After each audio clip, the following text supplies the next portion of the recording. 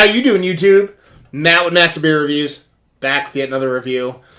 It's a little bit of a barrel-aged oatmeal stout time in the form of Bissel Brothers barrel-aged Umbra.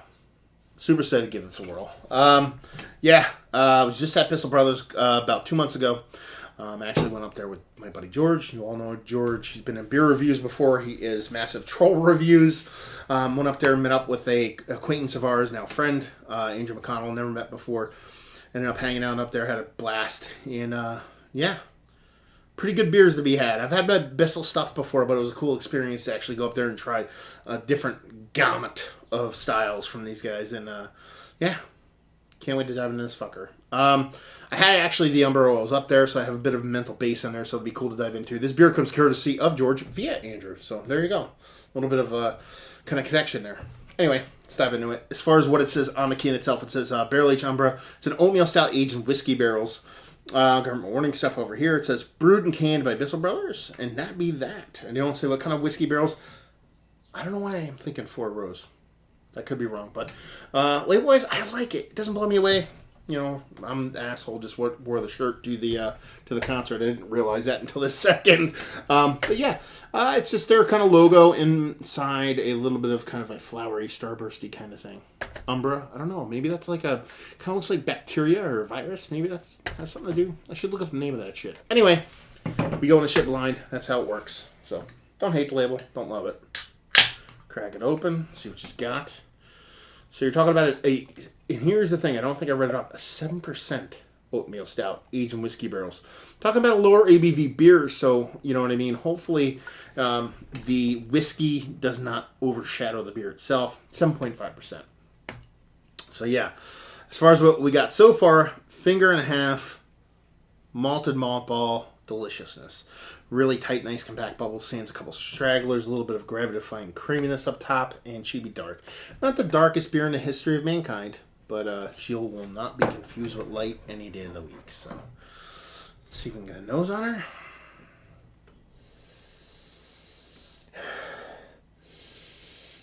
I'm getting rich, like a nice, deep, rich oatmeal stout. I'm getting chocolates, and semi-sweet chocolates, almost verging on kind of like a creamy milk chocolatiness. Caramels. I'm getting like a caramel molasses kind of mixture. I'm getting a little bit of kind of roasted bittering malts. And that's pretty much it. Really not getting much whiskey in there. If I am, it's coming off just sweetness. It's not coming off like cherried or heat-wise. It's just kind of adding a little bit of sweetness to the beer itself. But she smells good. She smells fluffy and delicious. But if you gave me a whiff on this and said, this is a barrel-aged beer or not, I'd be like, I don't know. Sometimes robust beers tend to come off a little bit barrel-aged to me to begin with, so I wouldn't be sure. Now, if you told me it was 7%, maybe I'd lean a little bit more. Okay, maybe it is barrel-aged just because of the low ABV, and it smells like a little bit more closer to like a double-digit ABV beer.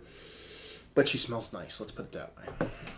She smells good. She tastes, hopefully she tastes good. She smells good. She looks good. Hopefully she tastes good. Cheers.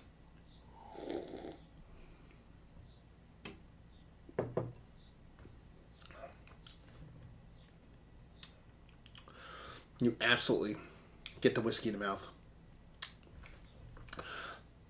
Not sure that's a great thing, though. The marriage of the two. The beer's kind of lost in it. I'm getting the whiskey. The whiskey actually tastes like a watered-down kind of whiskey.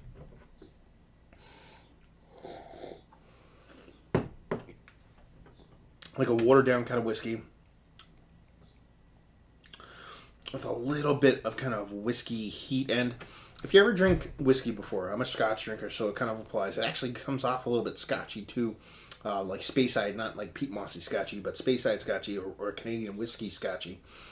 They lean a little bit closer to each other than like bourbon whiskey.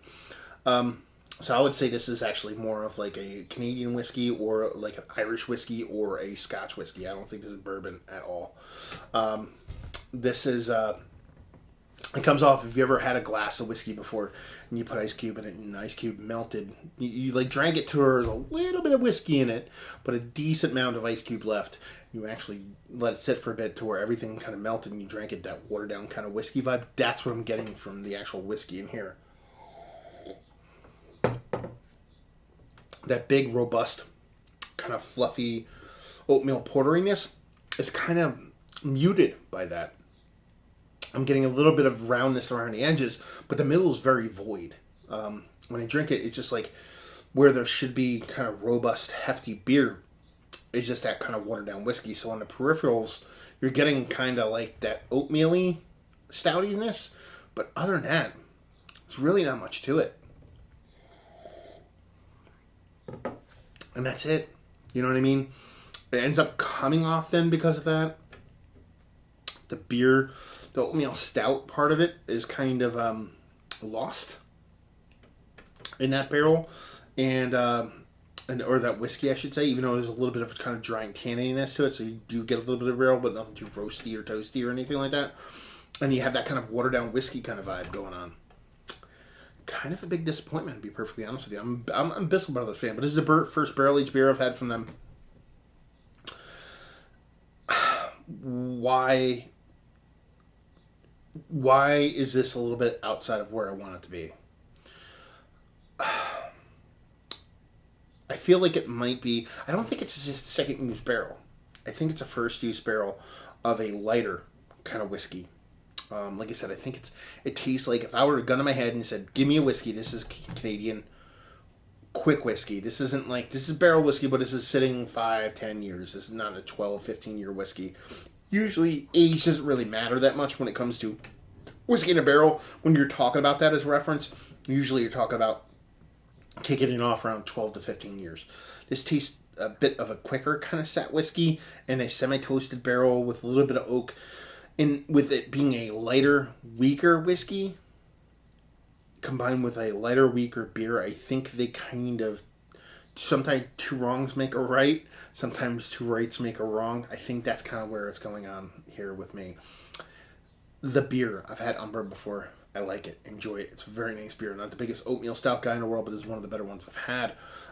But this combination of its lower ABV and the whiskey that's used just doesn't make much sense to me. It almost tastes like they took their beer, they found a barrel, they threw them in, instead of making a beer that worked in a barrel. That's kind of my 2 cents of it. It's not a negative beer. It's kind of, there's something in the middle lost. It's void. If I were to represent this beer in image, I would fill it up to the brim and I would just cut a middle section out of it. That's what this beer tastes like to me. It's missing something in the center, and then you just get a little bit of flavor on the edges, and that's pretty much it. So let's talk about it. Is it one of the better barrel-aged stouts that I've had as of late? No, definitely not.